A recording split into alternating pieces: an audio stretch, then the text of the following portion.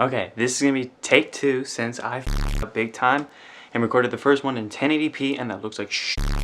Alright, gamers, anime characters. If they pass the Skittles litmus test, they're probably a protagonist. Does he have green eyes, green hair, and green clothes? That's protagonist, great job, yeah. Okay, harder one. Fellas, is she thick, has fangs, and is goth? Nah, that's not a protagonist. That's Giratina, Lord of the Distortion World. But as I'm sure you know by the title of this video, I'm not here to talk about protagonists. Yeah, that's right, I'm putting my foot down on big protagonists hogging up all the limelight in media. Because I'm interested in talking about the inherently generic, default skin anime characters. The kind of characters that appear in the background or the self-insert into like some random isekai or whatever. I think it's really funny because like the internet has a term for this. It's like adding John to the beginning of like whatever they're trying to say. That's pretty generic. There's John Skyrim, John Souls, there's probably a John Minecraft, and of course, I'm sure if y'all seen this, John Pork. I would always answer him, by the way. But I got a question for you. Who's John Anime? Like, what is the most generic character design in anime where I can look at a character and say, yeah, that's John Anime over there. Because wake up, babe, pick up the phone because John Anime is calling. Because today, I want to talk to you about what is the most generic character design in anime, statistically, that I figured out. Now, for complete and 100% transparency's sake, I wouldn't trust some random guy on the internet saying something without like showing anything to back it up. So I would like to briefly walk through all the things I use to statistically calculate what John Anime looks like. To spare longtime viewers a repeated yap session, I won't go into the details as to like why I got this information. I web scraped two anime database sites. That being Anime Character Database, and the other one being my anime list. Anime Character Database is definitely a website that has like the Japanese philosophy of it ain't broke, don't fix it, and it's never been updated since it was first created. It's also very neat, get it? Neat. And the way it has a bunch of anime character information all cataloged for people to see. The staff is incredibly dedicated, having cataloged over 143,000 characters, capturing basic attributes for every character like gender, eye color, hair length, age, and presence of animal ears. And then character-specific information like birthdays, height, blood type, and body measurements. Despite this incredibly thorough categorization of anime characters, there are two major flaws to this site that prevent me from using it outright. One, it doesn't just catalog anime characters, it catalogs characters from all forms of media. Western cartoons, movies, video games, and even VTubers for that matter. And B, which is definitely the more nerdy side of this problem, it doesn't necessarily capture all the media a character has appeared in, which is a problem because if I wanted to figure out statistically what John Anime looks like, I want to look at anime characters that have been made after 1990, since before that those aren't really relevant for the modern anime fan. Which is why my anime list comes to the rescue. For those of you who don't know, My Anime List is one of the largest and most detailed anime fandom sites, cataloging pretty much every anime that's ever been made, along with associated characters, staff, and other information. Besides it being incredibly detailed and well-maintained, it has two important pieces of information I can use to solve what John Anime looks like. First of all, My Anime List stores characters with a associated ID, and those associated character IDs are also mapped to every anime on there. And the second big reason why I need My Anime List to solve this problem is, unlike Anime Character Database, it's only an anime site.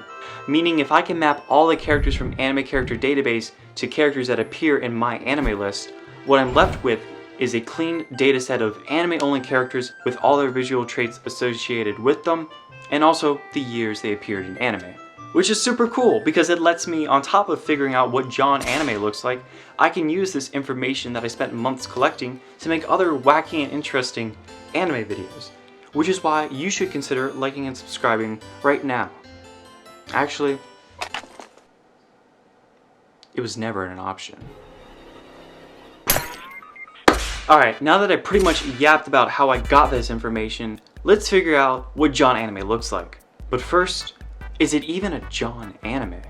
Believe it or not, the most common gender in anime is actually female, making up 50.58% of all anime characters, with male characters making up 48.78%, and lastly, with other being 0.64%. Now, other is a categorization of a bunch of other subgenders that are cataloged on Anime Character Database. For simplicity's sake, I just grouped them all into like one as other. I don't know. It's easy. It's not relevant to solving this problem. And I'm sure you're interested in what the most generic male anime character looks like, so on top of figuring out what Jane anime looks like, we'll also fill out John anime as well. Age. And guys, let me tell you here, anime is not beating the allegations with this one. Because while the most common age for guys in anime are an adult, for girls, it's a teen. And also looking at the numerical breakdown, for roughly every one male adult, there is roughly one female teen in anime, and for roughly every one male teen, there is roughly one female adult in anime. It's like poetry. It rhymes. And I think this is a good point in the video to say, like, the gender and age categorizations, they're based off of appearance. So if it walks like a duck, quacks like a duck, it's a duck. So if the character looks like a girl, it would be marked as a girl. And if the author swears up and down that this character is an adult, she's 9,000 years old, she's old enough to vote, drink, and all that, but looks like a child, she's a child. Hair color and hair length. If she has pink hair, she probably wants to stab you. If she has red hair, she probably wants to verbally abuse you. But what's the path flying to and from school without talking to anybody? Hair color. Well, believe it or not, for Jane anime, it's not black hair, it's not blonde hair, it's actually brown hair as the most common hair color. And then for John anime, it would be black hair. For Jane anime, she would have a hair length of to neck, but for John anime, it would be a hair length to ears. And lastly, to fill out, to complete, to finish the beautifully generic NPC style of face for Jane and John anime, we need to fill in these two holes. What are their eye colors? Well, I'm sure for guys, you've probably guessed that John anime has black eyes, and to that I say, you're definitely on point with that. But for Jane anime, actually the most common eye color is blue. Yeah, these guys. Lastly, on the final little fact that fills out statistically what Jane anime looks like, we need to talk about the more gooner statistics of this video. I honestly almost didn't want to include these because, like, I don't feel like they're relevant to, like, anime in general.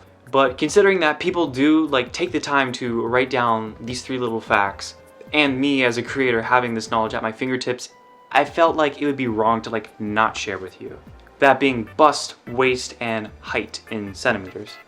Also, I don't even feel like animators follow this information because if you look at, like, take Amelia for example from ReZero Season 1 and you compare her to ReZero Season 3, like, she definitely got an upgrade. Like, this appeared out of nowhere.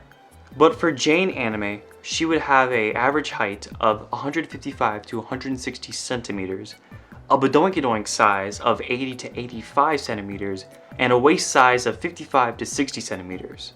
Which, given how insanely exaggerated anime can be at times, this is surprisingly pretty normal. But for John anime, his average height would be 180 centimeters. Oh, and just to throw in a wacky trait into the mix, both John and Jane anime have A as their most common blood type. So, there you have it. In conclusion, Jane anime is statistically the most common character design in anime.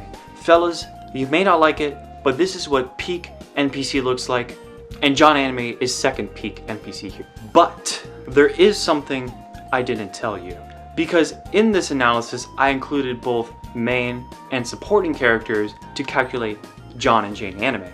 Which some of you may feel like this is kind of wrong because why are you including main characters in this calculation? But I felt since we're trying to find the most common anime character design, it would only feel fair to look at all the characters. But if we change our analysis to only supporting anime characters, then John anime would be the most common character design, followed by Jane anime. And for those of you who feel like, well, the most common character design should be based off of like how much screen time a character has, aka I should be looking at main characters, then statistically the most generic protagonist design in anime would be Jane anime with these traits, followed by John anime, who is now a teenager. But I'm curious what you think. Based off of these three options, what do you think is the most generic character design in anime, aka what should be the face of John anime, or Jane anime for this matter. Let me know what you think down in the comments below. Don't forget to like and subscribe, and dare I say, share this video with a friend who you think may find this interesting. Actually, there's never an option to begin with. Thank you for watching, and I'll see you next time. Peace, gamers.